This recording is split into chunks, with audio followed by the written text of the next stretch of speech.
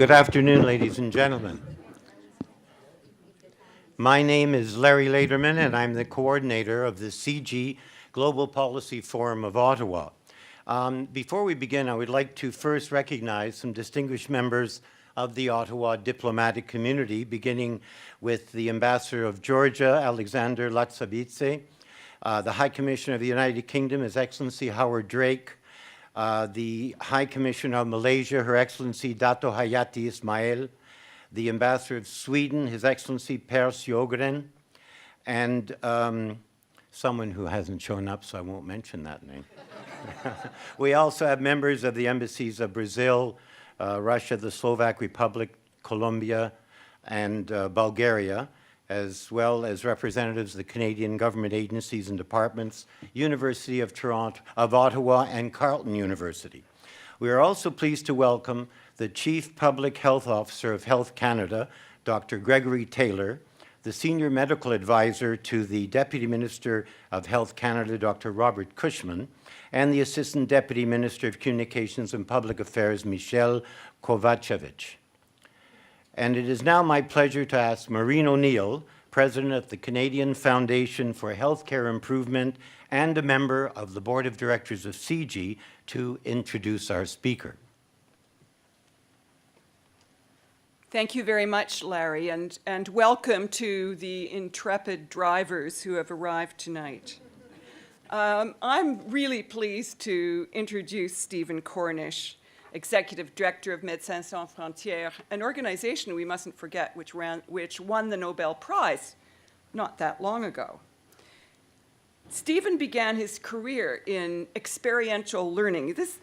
It always is fascinating to me when I look at what people have done and what they thought they might do with their lives. In any case, he began his career in experiential learning and community development projects, and then moved into humanitarian assistance with MSF in 1996, eventually heading missions in country programs in Africa, in South America, and the Russian Federation for 5 years. He oversaw the implementation of humanitarian medical responses in civil wars, epidemics, natural disasters, and crises of malnutrition.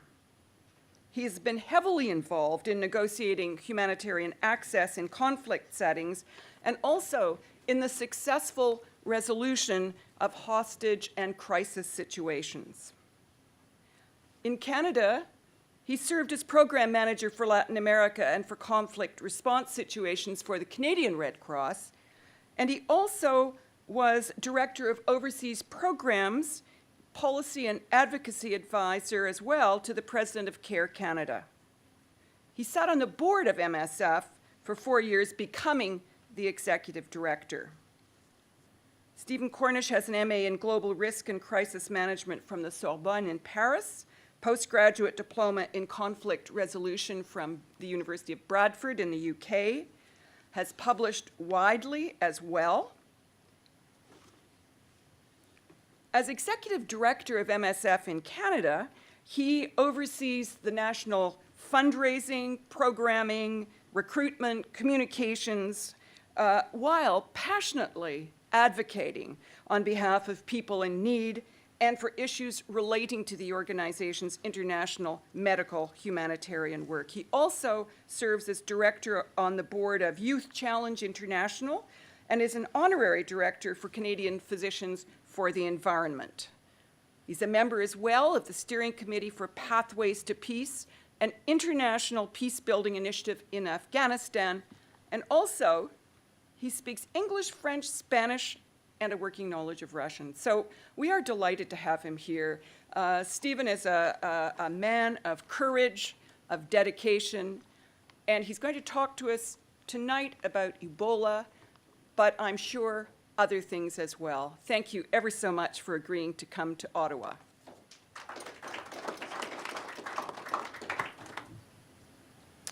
Well, thank you all so much for having me out this evening and for having made it out this evening. One is always supposed to start with a joke, and I thought I would talk about my own travails of almost getting lost in the snowstorm until I came to the reception and learned that the woman who welcomed me in was in South Sudan with Stephen Lewis and lost him in a sandstorm, so I thought my story paled in comparison. And so I should just forget about the jokes. But then the joke was on me because it's been a long time I've been trying to get into the Rideau Club. Not really true, but as soon as I got here, I already broke protocol, and so now I'm quite worried I may never get invited back. And it turns out that there's a rule against PowerPoints that I wasn't informed about, and so they've graciously allowed us to continue with one anyway, which is absolutely excellent. And so we'll use that if we could figure out how to work it now, because it's not where we left it, and that's probably why they have this rule. So we'll start with a few points on, of course, the epidemic that is at hand. I'd also like to speak about some of the gaps that remain. I'd like to touch on some of the lessons learned and how this could relate, and how this relates to us in our globalized world, which you all know so well, given that many of you come from parts of that world, and we all certainly benefit from the benefits of globalization every day in our lives. But sometimes I think perhaps we fail to take note of the responsibilities that come along with it. And so if I can achieve that this evening, then I will be very pleased and hope that I will leave you just as pleased as I will be. My own organization, just a few words, is a medical humanitarian charity. It's the largest independent nonprofit medical humanitarian charity in the world, and we bring our assistance to conflict zones, in natural disasters, and in epidemics around the world. And we do so following some values of neutrality, impartiality, and independence. And those are really the keys that allow us to be accepted by the communities around the world where we work. And it's one of the reasons which brought us to this current Ebola epidemic. We've had the fortune to have responded to about a dozen epidemics over the last 10 years. But in each of those cases, we were very fortunate because the epidemics were in very isolated areas. And during those times, along with the ministries of health of those governments in DRC and Uganda, we were able to develop some of our own expertise and to understand that Ebola truly can be beat by following really 3 simple steps: of treating patients, of tracing them, and of conducting public education campaigns so that people will understand the steps that they need to take. In this current epidemic, we were already stationed with a malaria program in Gaykadu, just next to the little circle that you see here on the map. And so when the first cases appeared in March, we were able to set up a treatment center very quickly. But even from the beginning, it became quite evident that this epidemic was going to be quite different. And there were several reasons for that. The first is that where the epidemic occurred was in this trifecta between the 3 states. And in that area, you have the Kisi tribe, who have, for hundreds of years, gone back and forth across those little yellow lines that you see, which are borders for us, but of course mean nothing to them for commerce, for intermarriage, and going about their daily lives. And there had never been an epidemic of Ebola in West Africa before. The closest epidemic had been 5,000 kilometers away. So there was no reason to suspect Ebola, there was no test. And as a result, the first people who became sick were treated in local clinics, and they looked for malaria. They looked for Lassa fever, another viral hemorrhagic fever that's found in that area. And unbeknownst to the medical personnel, by the time Ebola was actually detected some time later, many of the medical personnel had already fallen ill. And the disease had spread far beyond its epicenter. One of the reasons is because there's a burial custom in the Kisi tribe that says that in order to honor properly the deceased, you should bring them back to their natal village. And in many cases, this meant that corpses had traveled over hundreds of kilometers before anyone even knew that Ebola existed. And furthermore, as in some parts of the world, their customs at the burial involved physical contact with the body. And in the last couple of days before you die and in the first few days after death, that's when the disease is at its most contagious, and so unbeknownst also continued to spread. In the top corner of the picture, you'll see Dr. Moses, and he at one time actually worked for our organization, Doctors Without Borders. He's one of only 225 physicians for all of Liberia and Sierra Leone combined. Population, 10 million people. For those in this area, if you thought about Kemptville, that would be only one doctor for all of Kemptville instead of the hospital that we have in that area. And imagine 1/3 of all those doctors dying due to this disease. And finally, this is the first time that Ebola managed to get out of these isolated areas and went all the way into capital cities. By June, when we declared this epidemic out of control, there were already 60 outbreak sites all across the 3 countries. And we called for a massive deployment. And what was needed was a great scale-up, not only of all of our capacities and our technical capacities, but also our medical personnel, given the lack of medical personnel in that area. But instead of seeing a massive scale-up, unfortunately what happened is, and you may remember, what we saw was 2 aid workers who got infected and were brought back to the US. And as a result, our attention turned from West Africa and turned to ourselves, to our own natural fears. And those fears then spread into a containment effort. And what we sought to do was isolate ourselves, cut ourselves off, look away as if it wasn't our problem. This made things worse by degrees and factors that we are now seeing at play. There were calls for the borders to be closed. Airplanes stopped flying, shipping lanes were closed, and commerce stopped. This led to skyrocketing food prices, to economic difficulties on top of the health system which collapsed. We saw also localized unrest as people also fearful, not knowing what to do and where to go. Local authorities also tried quarantining in Sierra Leone, and what we saw was that the cases went across the border back into Guinea in order to seek treatment.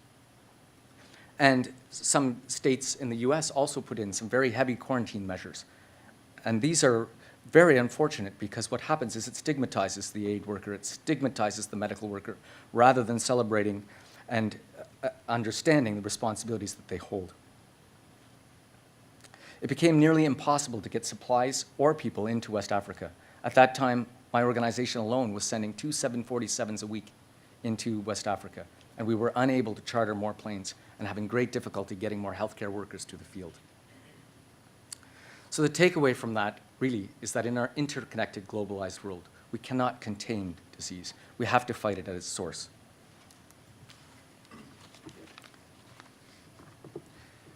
By August of that year, we were treating 2/3 of all the Ebola patients in West Africa, over 650 treatment beds. And we were not proud of this fact. We were angered by this fact. We were angered that the world hadn't responded to this epidemic and hadn't sent its best and its brightest.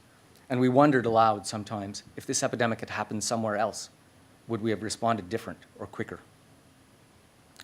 The picture that you see on the screen is the largest treatment center in Elwa in Liberia. And one of the things that happened at this time, because there weren't enough beds and wasn't enough response, we had to stop treating patients and start treating the disease. That meant that the cure rates went down from 60 and 70% down to 50 and 40%, as we had to start accepting only the sickest into the centers rather than those who we could save. This also created more fear amongst the population who didn't want to send their sick to dying centers. It became increasingly clear that we couldn't carry this burden alone, and something had to change. One of the things that we did was we started to train other organizations and members of the Red Cross, members of other international charities, who then stepped in and also started lending a hand. And then in September came the great breakthrough. We presented at the United Nations 2 times, and we called for a medical surge for all hands on deck. We called on governments to send biodisaster teams and military forces.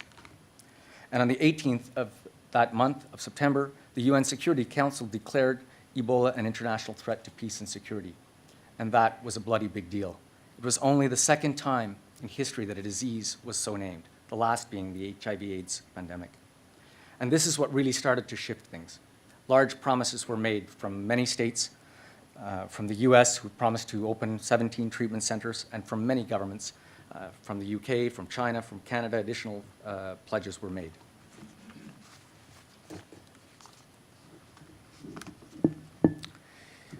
Canada had been a strong partner right from the very beginning of this epidemic. They had deployed mobile laboratories to the field. They had supported WHO and our organization. And they also, of course, wanted to scale up. But like many countries, after September, when they started looking at how we could scale up, they came into some difficulties of looking at duty of care issues, insurance, medical evacuation, how were we going to bring staff back that we had sent over, and how were we going to care for people, how were we going to do all of this. And so that ended up being a period where it was difficult and actually slowed things down for several months. But once we found our way through those issues, we hit our stride again, and we hit it in style. Canada sent a medical team of medics. It started a project with the Canadian Red Cross to get Canadian medical workers to volunteer to go overseas, started a public information campaign, and significantly increased its funding levels to Ebola. But the response challenges continued. In fact, many of the countries who promised great assistance didn't follow it up with medical personnel. They promised only to build the centers, but not to staff them. And so some centers were built, several hundred-bed centers were built in Monrovia when the disease had already passed by and with no one to staff them. For several months, we ended up chasing behind the disease, and many of the promises that were made came in just one form. It was one 100-bed hospital, and it was going to be built here. Even when we realized that it was no longer needed, those governments or those agencies were incapable of being able to shift those resources to go to individual areas where the outbreaks were continuing, or to even shift them from one country to another. As recently as December 1st, in fact, all of the targets set by the UN were going unmet. Targets for safe burials, for percentage of patients isolated, for contact tracing. And so we were still really in a cloud and really not quite sure how things were going to end up. Now, of course, and you've seen in the news, I think, these last several weeks, starting with some very positive news. This last week, we had, for the first time, 100 cases across all of West Africa, and in Liberia, only 5. But 2 months ago now, I ran into people who said, "Oh, it's so great, Ebola is gone. We're finished with Ebola. It's no longer on the news. You must be so happy." And so it's truly not time to let our guard down. And that might sound facile, it might even sound funny. But the truth is that half of the cases, half of those 100 cases of last week, we don't know where they came from. We don't know what contact they got infected from, which means that Ebola is still evolving underground in 50% of the cases. This map here that you see shows the various spots where Ebola outbreaks are continuing to this day. We have 25 different sites, including new geographic locations in Guinea that had never before been infected. So the disease is still spreading geographically. And the last thing is that trifecta between those 3 countries, we still don't have adequate contact tracing that allows us to know if an infected patient has crossed one of those borders and risks reinfecting another area. And you have to know that even one case can lead to a resurgence. In Guinea, 2 times we've already seen the curve come down and then go back up. They're describing it as a sawtooth graph. And so we do have to remain extremely vigilant. We have to find ways to continue to be more nimble, to follow up every case, and to ensure that we don't let our guard down. And of course, we have to continue the efforts also on development of both treatment and vaccines so that in the long run, we'll be able to vaccinate the populations and protect them from Ebola. This is a picture of, sadly, what our non-response has led to. What started as a small medical crisis with a non-response ended up collapsing the healthcare system. People became afraid to go to the healthcare system lest they get infected. And medical personnel became afraid to go to work lest someone infected them. So we have many, many hospitals like this one that lie empty that need to be restarted. They need to be restarted, though, with 500 less health personnel.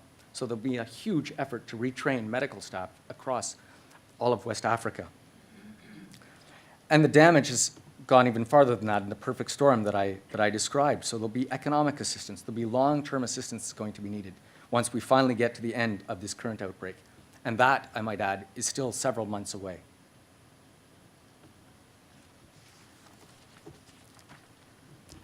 One of the problems with this is Ebola was new to us. But Ebola is not a new disease. Like many diseases in the third world, it's a neglected disease. It was discovered in 1976. And many of the promising treatments that are now, that are now almost ready to become very important have not been advanced over the last years. In fact, the reason why we advanced these treatments in many cases was out of a fear of Ebola being used in a bioterrorism type fashion. And once that threat passed, once we no longer thought that it would be weaponized, a lot of the funding also dried up. And there are many diseases like Ebola that if they don't have a commercial value, then the funding will stop and the molecules won't be brought to market for populations. So we have a bigger problem at hand. We have to also ensure that the work that's being done now will be open source, that will be shared, that the products that will be developed will be affordable so we can actually vaccinate populations all across West Africa. But also, Ebola has traveled from Central Africa all the way to West Africa. The chances are very likely, if we believe the theories, that it's now in the zoonotic population all across that region. And we'll be faced then likely with more outbreaks in years to come, sorry. And when we look at the big picture and we step back a little bit, we're seeing a number of trends that I think we really have to pay attention to. Our own neighbors to the south have seen malaria and chikungunya coming into the southern US. And the cause, they say, is the changing climate. We've seen increased access from mining and extractive companies, which is great. That's how globalization works. But by doing so, we're opening up new forest areas, we're opening up new roads, and that allows these diseases, these zoonotic diseases, to travel then into urban areas and to travel more widely. With our increased trade and our increased travel, which is very important to us, will then, as a result, lead us to increased situations of running into these diseases. These diseases know no borders, and so I think it's about time that we shift the way we think about them as somebody else's problem. We've been looking at neglected diseases since 1999. In fact, we used the profits of the Nobel Peace Prize to start Drugs for Neglected Disease Initiative, which works together with universities, research labs, and is bringing molecules to market, many donated by helpful pharmaceutical companies at really rock-bottom prices, and then having those be open to be able to be used for the world's poor. Now we'll turn to the future, because I was asked to speak about some of the things that might lie ahead. Last week, there was a very promising meeting in Geneva where Margaret Chan, the head of the WHO, and 34 member states promised really to come back with increased resolve, to increase surge capacity, to have better coordination, to have better training, and really to get prepared for the next one, if you like. But unfortunately, it's going to take more than these types of reviews. In fact, with the WHO, after the avian influenza and after swine flu, we had similar promises and similar reports. In the end, it seems we're not all that good at prevention sometimes, and we're going to have to look at it in a new way. I think we'll have to start really trying to build additional capacities in these countries, start spreading out decision-making around the world, and look at things in a new light. Because if we're only going to rely on our best-made plans, they may, in fact, not be there when we need them to be. And we also have to take some responsibility. It's very easy to point the finger at the WHO for not having responded properly. But who funds the WHO? Well, we do. Member states fund the WHO. And so we're very conscious of the cuts that we made. And if they cut the budgets and then cut the pandemic department, it's kind of self-evident what might happen. So it's also up to us to keep our resolve and to keep our interest and keep our understanding of the threats that we face and to ensure that we're funding adequately those mechanisms. And looking at new ways. There's a very interesting initiative coming out of the Soros Institute right now, who, working along with one of their West African partners, is looking to create a West African CDC.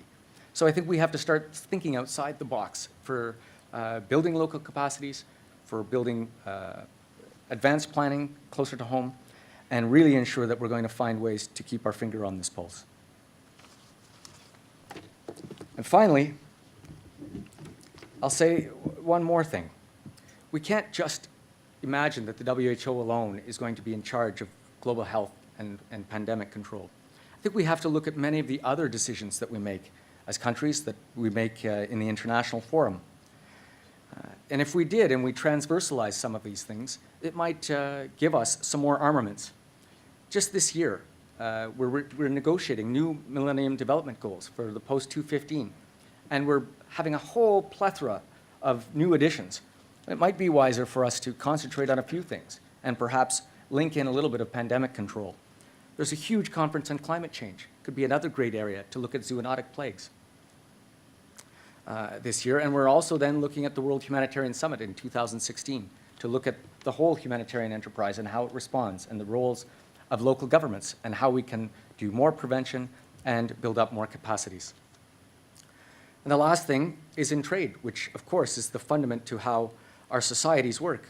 But right now there's a huge trade initiative, the Trans-Pacific Partnership, that's being contemplated for Asia and America. And in that trade agreement are many additional strengthenings of international patent provisions, many of them which could have dire effects on the accessibility of generic drugs and on being able to bring treatment and affordable care to the world's poor. So we have to look very carefully at the decisions that we make in business, in aid, in climate change, in all of the different fora where we are. If we start to tie these things and link them together, I think we might indeed be in a much better place the next time something like this happens. And what does that look like? Well, that looks like truly not only taking the benefits of our globalized world, but also realizing that we have responsibilities. Thank you so much for coming out tonight, and I'd be pleased to take your questions.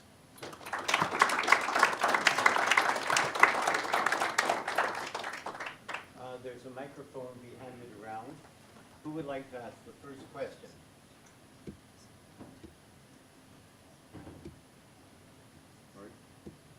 I can just shout if you'd like. It's all right, there's a microphone.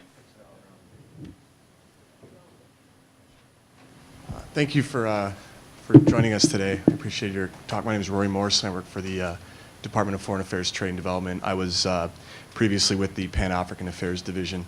My question, and I hope that you're able to answer this, you might be kind of out of it, but with the African Union, I was wondering if you could comment on their role in the future, specifically with Ebola. I understand that there were issues at the time getting the doctors through that they wanted to send on their own behalf, and I don't know how much they worked with NGOs during the initial stages of the crisis, but just generally your opinion on how they could be more integrated with the efforts going forward and in future epidemics possibly as well. Well, I guess it speaks to this point of other interrelated organizations and bodies, and I would only think that they would need to look at the different regional bodies in Africa and to ensure that they're also part of pandemic planning and preparedness. And in this current epidemic, I know that it was extremely challenging for many African states. I was in South Sudan when the disease really got out of control and saw their efforts to try to do screening at their airports and to get ready, and the same then in Kenya. And it was extremely challenging for many of these governments too. And you can imagine it was even challenging for our governments in order to ensure that our healthcare personnel were well trained, that the population understood the risks and understood the benefit of sending people to West Africa in order to lead this fight. So I can imagine it would only be more challenging in many African contexts, and they'd have their work cut out for them. But planning now and planning ahead, I think, is, of course, the best place to start. Ambassador of Thailand. I'm very grateful for this presentation. There has been debate, discussion at the working level for Thailand to send healthcare workers and volunteers. And it seems that the motion somehow did not get anywhere to the policy level because of the obvious concern that this returning healthcare worker will pose a threat to the well-being of the country and the region. If that is the case, what would be the mechanisms and assurance to attract volunteers and healthcare workers from around the world that has been called for by the United Nations General Assembly, Secretary General and the US President. If that assurance can be made convincingly, I'm sure that there would be more healthcare workers joining the fight at the sources of the disease. Thank you very much. Yes, I think you're absolutely correct. But I don't think it's a one size fits all. There are a few things that we could discuss on that, but certainly different countries have different arrangements and different links with their own Ministry of Health personnel, different abilities and also different capabilities. So it's very difficult to say what one thing could be that would be the answer to that. But some of the glaring gaps that we saw in this current epidemic was a great difficulty in securing medical evacuations. And for me, I think that is something that governments could prepare for, militaries could prepare for in advance. They certainly have training in dealing with bioterror and with chemical, with nuclear. And so finding what is the proper protocol that we can accept between both those in the public health side and in the military side, I think would be very helpful. Because I think that was one of the real stumbling blocks here, was you could send people over, but how would you get them back? And that took quite a lot of time, and in fact, it was largely the private sector that was able to scale up before a number of governments around the world to find a response to that issue. And then I think the other thing that a number of governments here did, I know the UK did, I know the Canadian government did, was to do public education and to do calls with hospital directors and ministries of health in the same way. Ebola was new to so many. So by allaying fears, by explaining how the disease is transmitted, it's actually very difficult to get. We know also that when you're asymptomatic, you can't transmit it to someone else. And the final thing was preparing their own national health systems to be able to receive patients back and do so in a safe manner, which after the incidences in Dallas, of course, became very important. So there are some preparatory steps that can be made, and certainly I would hope that we would see that. Howard Drake, British High Commissioner. Can I just ask you a little bit about the World Health Organization? I think you mentioned in your remarks that if you start reducing budgets, this might happen. But of course, it's very easy to just blame the money. And I think certainly from our government's point of view, and we were in there early on. I mean, in fact, it's interesting as now that we're running down Afghanistan, our biggest military deployment outside the UK at the moment is in West Africa around Ebola. It seemed to us, as far as we could tell, and this is not to criticise, but just what can we learn, that there were real issues around the governance and the coordination arrangements that one could expect the WHO to, of which we're all members, we're all responsible, but which one could expect of them in a situation of this awful, dreadful kind, which, let's face it, could happen again somewhere else with some other horrible disease. Are there any lessons in terms of the way the WHO responded, aside from more money, that all of us as members of it need to learn? Well, I'm absolutely sure there are, and some of those have been discussed behind the scenes and others in the front of the scenes, but our own organization was certainly critical of the early efforts of the WHO.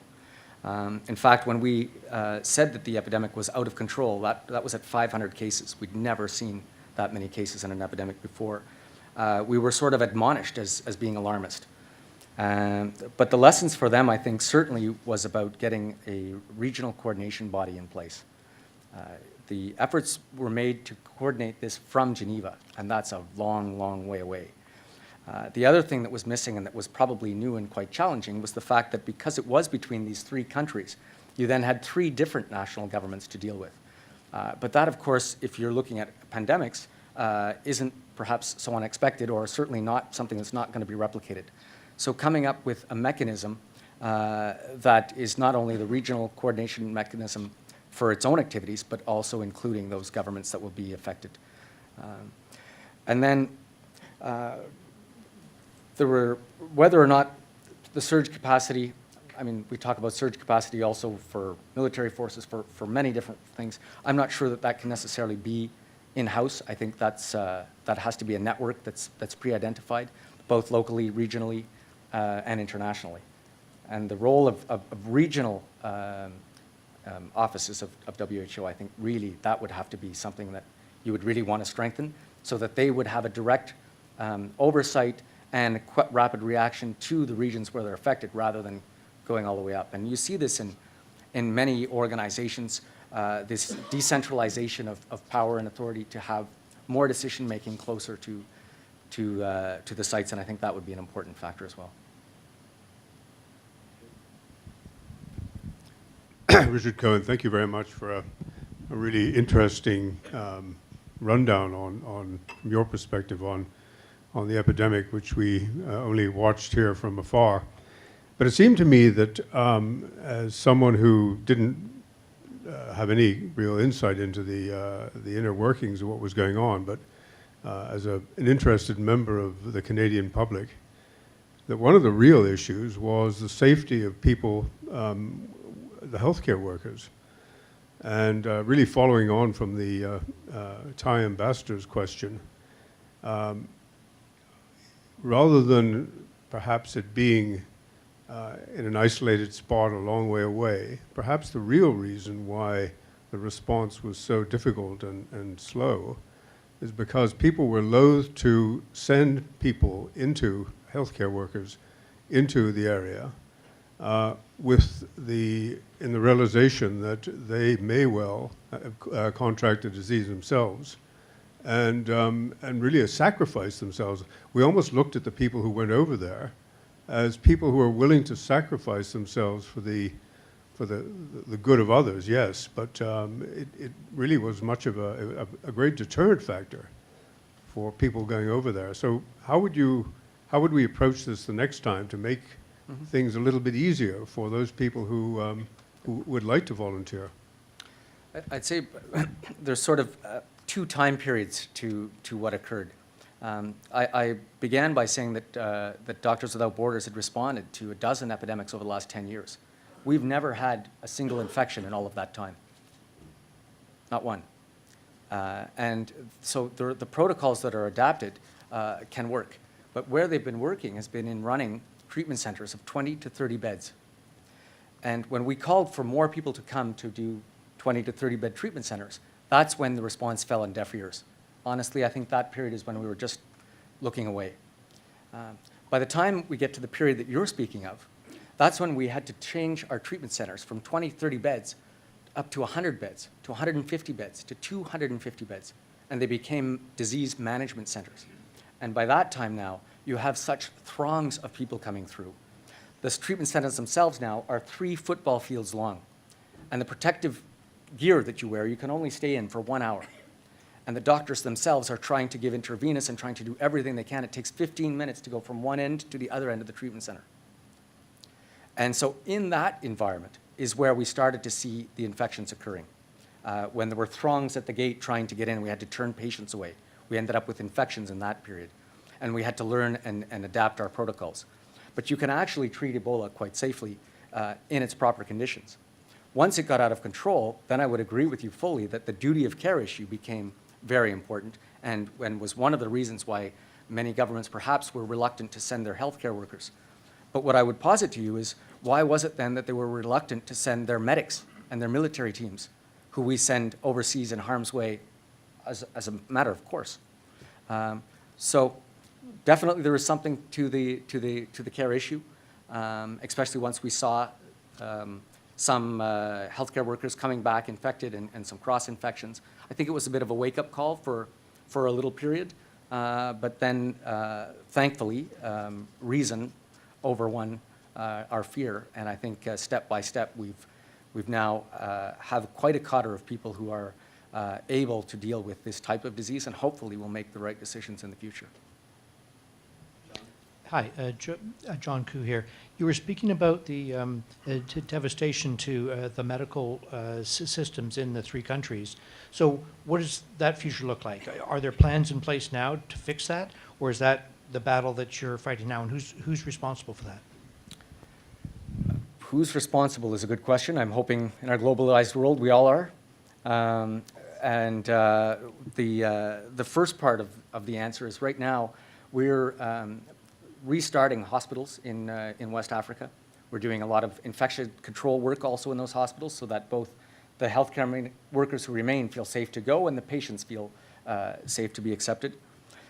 We've rolled out also many services at a lower level, at a primary healthcare level, but in a mobile setting. So from chemoprophylaxis for malaria and other treatments, so that right now the silent casualties of this disease, people are dying of malaria, women are dying of breech birth, and these casualties aren't being recorded anywhere. Those numbers, I wouldn't even want to posit at what they must be. So there's a lot of work to be done in the medium term, and certainly in the long term, you're going to need some kind of a program to retrain a whole new cadre of medical workers in the West African region. And I would suspect really that that's going to be the UN's responsibility, the AU's responsibility, to come up with the types of plans and funding that could make that a reality.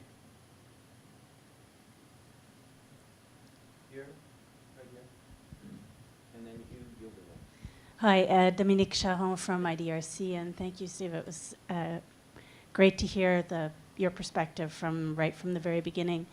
I wonder, as we look forward to the post-outbreak rebuilding effort and reinvestment, several questions alluding to how and what needs to happen now, how we might think about rebuilding differently so that there would be increased ability in the West African region and in many other countries of the world to detect and to report and to be more able to respond earlier. Do you have any perspectives on that? Absolutely, and I think it's very important question because we have to look at how we're going to do things not only better but differently. Following the Haitian earthquake, the motto was build back better, and all of the institutions that we have and all of the organizations and all of the funding was put to play. But yet now, 5 years later, Doctors Without Borders is still running 3 hospitals. Is still one of only 3 organizations out of 140 health organizations that responds to the annual cholera epidemics. So there's much more that has to be done, and we do have to do things in a different way. And I think the example I cited of this West African CDC that Soros is looking at, our own organization is looking at starting up a training center in Cameroon. I think really seeing how we can strengthen the local systems, but how we can also ensure that our international organizations that are so needed have regional outposts that are capable, that are staffed, that have surge capacity, so that they can come to the assistance. Because it's not enough. There's a trend now with leading up to the World Humanitarian Summit that says, well, what we should do is simply train local people and have people become resilient and have governments take care of themselves, and then, well, then it's not our problem anymore in some respect. And there is a lot of good things in building resiliency, and there's a lot of good things in building strong local government. But that's generally going to work when you're faced with a crisis or a small calamity, not when you're faced with a destruction of your system, or when you're faced with the type of thing that we're witnessing now in South Sudan or Central African Republic or in Ebola. When the systems themselves come collapsing down, that's when the helping hand is going to have to be there. And I think if we can have more of that helping hand be built with regional know-how, regional understanding, it would also then impact on the types of things we bring. Imagine even the vaccines that we're trialing right now in West Africa. Those vaccines are being made according to Western specifications. They need a cold chain. So if they were made towards a West African specification, maybe somebody would be looking at a thermostable vaccine. So we also have to ensure that we're getting not only capacities, but ideas that are going to come from the beneficiaries themselves and from the countries around the world, so we bring our very best effort forward. Hugh Windsor. Vaccines, as I understand it, are primarily preventative. But even when you get patients in treatment facilities, the mortality rate is still dramatically high. What would be the single largest change or whatever would have to come about to lower that mortality rate significantly? once the patients are identified and basically got to some kind of treatment centers?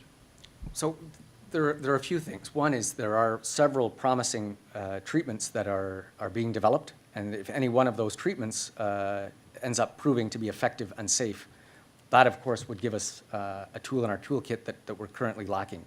But there are tests ongoing, and we are testing some of these molecules right now in the field. The next thing really is ensuring that patients, once identified, seek treatment quickly. So the populations have to understand the disease and have to know what to do and have to trust the system. The sooner they go to treatment, the better their outcome is.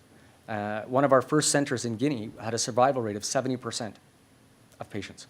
By the time we were treating the disease, not the patients, we had places where the death rate was 60%, almost the inverse. So that public education is very important. Having the treatment centers and having the medical personnel, so we'll have to work on the healthcare systems themselves. And the healthcare systems in Guinea, Liberia, and Sierra Leone were among the most dilapidated in the world. They're among the 3 poorest countries in the world. So it's also perhaps no surprise that on their own, they were unable to come to terms with this disease as most other countries could have. Well, Stephen Cornish, thank you very much for your remarks tonight, for traveling here in near Arctic conditions to share your insights with us. I think it's fair to say there's worldwide admiration for the work of Médecins Sans Frontières. You mentioned some of your organization's strengths as independence, neutrality. I think a lot of people would add to that the courage of your medical professionals and your action orientation. You're fighting disease, but you're also clearly struggling to overcome a lack of political will in some cases, questions of coordination and bureaucracy among international organizations, a mismatch between resources and needs, and a lack of understanding informed sometimes by fear. And there's clearly a risk of complacency if the disease is still spreading geographically. The goal of the CIGI Global Policy Forum is to shed light on important global issues for the benefit of a well-connected audience in the policy community in our capital. You've certainly shed light on the issue not just of Ebola in Africa, but on the general issue of response to pandemics and the need to listen to people who know how to respond and when to respond. So for all of that, for your insights tonight, and for the good work that you're doing with your organization, we thank you once again.